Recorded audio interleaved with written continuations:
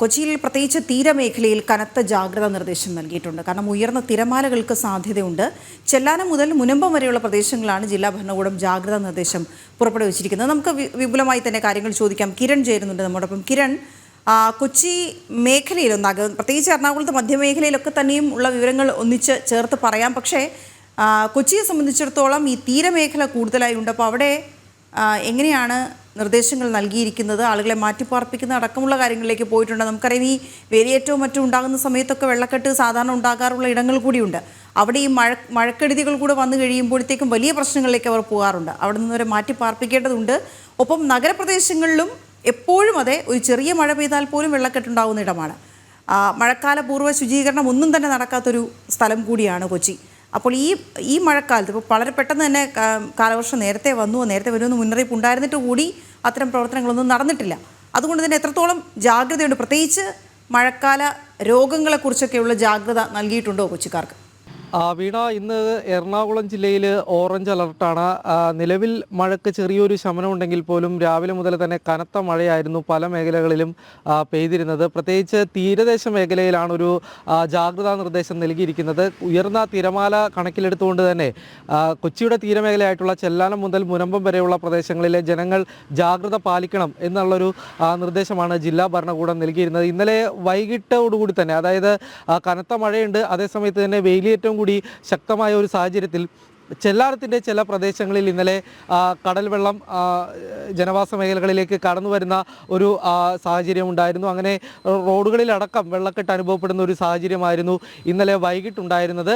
അത് മാത്രവുമല്ല, ഏതായാലും ഇനിയിപ്പോൾ മഴ കനക്കുന്ന ഒരു സാഹചര്യത്തിൽ, കാറ്റ് ശക്തമാകുന്ന ഒരു സാഹചര്യത്തിൽ കൂടി ഏതായാലും ഈ തീരദേശ മേഖലയിൽ ജാഗ്രത പാലിക്കണം എന്നുള്ളൊരു നിർദ്ദേശം തന്നെയാണ് ജില്ലാ ഭരണകൂടം നൽകുന്നത്. അതേസമയം തന്നെ കിഴക്കൻ മേഖലയിലും ജാഗ്രതാ നിർദ്ദേശം നൽകിയിട്ടുണ്ട്. പ്രത്യേകിച്ച് കോതമംഗലം പോലെയുള്ള എറണാകുളം ജില്ലയുടെ കിഴക്കൻ മേഖലകളിൽ ഇവിടെ മണ്ണിടിച്ചിലടക്കം ഉണ്ടാകാനായിട്ടുള്ള ഒരു സാധ്യത കണക്കിലെടുത്തുകൊണ്ട് ഈ പ്രദേശങ്ങളിലെല്ലാവരും തന്നെ ജാഗ്രത പാലിക്കണം എന്നുള്ളൊരു നിർദ്ദേശമാണ് നൽകിയിരിക്കുന്നത്. കൂടാതെ ഈ പെരിയാറിൻ്റെയും മൂവാറ്റുപുഴ ആറിൻ്റെയും തീര പ്രദേശങ്ങളിൽ കഴിയുന്ന ആളുകൾ അവർക്കും ജാഗ്രതാ നിർദ്ദേശം നൽകിയിട്ടുണ്ട്. മഴ ശക്തമാവുകയാണെങ്കിൽ ഈ നദികളിലെല്ലാം തന്നെ വെള്ളം ഉയരാനായിട്ടുള്ള ഒരു സാഹചര്യമുണ്ട്.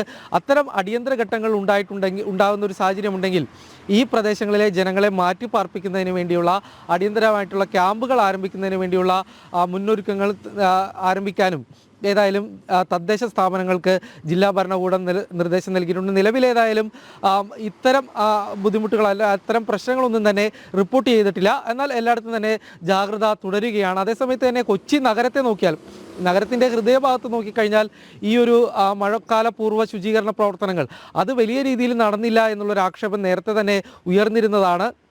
മഴ മുന്നറിയിപ്പ് വരുന്നൊരു സാഹചര്യത്തിൽ ഈ മെയ്യോടുകൂടി തന്നെ മഴ ആരംഭിക്കുമെന്ന് ഉള്ളൊരു അറിയിപ്പ് കിട്ടുമ്പോൾ പോലും മെയ് മാസത്തിൻ്റെ തുടക്കത്തിൽ പോലും ഈ ശുചീകരണ പ്രവർത്തനങ്ങൾ നടന്നുകൊണ്ടിരിക്കുന്ന പലപ്പോഴും പല സ്ഥലങ്ങളിലും ആ സമയത്ത് മാത്രമാണ് ഈ മഴക്കാല പൂർവ്വ ശുചീകരണ പ്രവർത്തനങ്ങൾ ആരംഭിച്ചത് എന്നുള്ളൊരു ആക്ഷേപം നേരത്തെ കോർപ്പറേഷനിലെ പ്രതിപക്ഷം ഉയർത്തിയിരുന്നതാണ്. പല തോടുകളിൽ നിന്നും മാലിന്യങ്ങൾ നീക്കിയിരുന്നില്ല. പ്രത്യേകിച്ച് എറണാകുളം നഗരത്തിൽ വെള്ളക്കെട്ടുകൾക്ക് കാരണമാകുന്നത് ഈ നഗരത്തിലൂടെ കടന്നു പോകുന്ന ചില തോടുകളാണ്. ഈ തോടുകളിൽ നിന്ന് മാലിന്യം നീക്കം ചെയ്ത് അവിടെ നിന്ന് വെള്ളം കായലിലേക്ക് പോകുന്നതിന് വേണ്ടിയുള്ള സൗകര്യം ഒരുക്കിയില്ലെങ്കിൽ അത് നഗരത്തിൽ വെള്ളക്കെട്ടിന് കാരണമാകും എന്നുള്ളൊരു നേരത്തെ തന്നെ പലതവണ, അതായത് മുൻ കാലങ്ങളിലെല്ലാം തന്നെ ഇത് വലിയ രീതിയിൽ അനുഭവപ്പെട്ടിട്ടുള്ളതാണ്.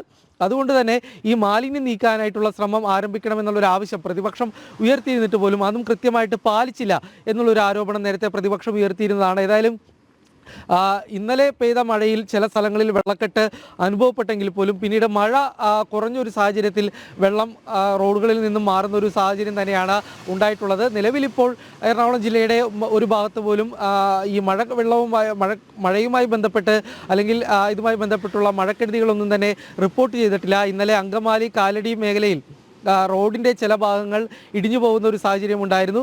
ഇതിനെ തുടർന്ന് വലിയൊരു ഗതാഗത കുരുക്കുണ്ടായിരുന്നെങ്കിലും പിന്നീട് അത് പരിഹരിക്കാനായിട്ട് സാധിച്ചിട്ടുണ്ട്. ഓക്കെ, ശരി കിരൺ.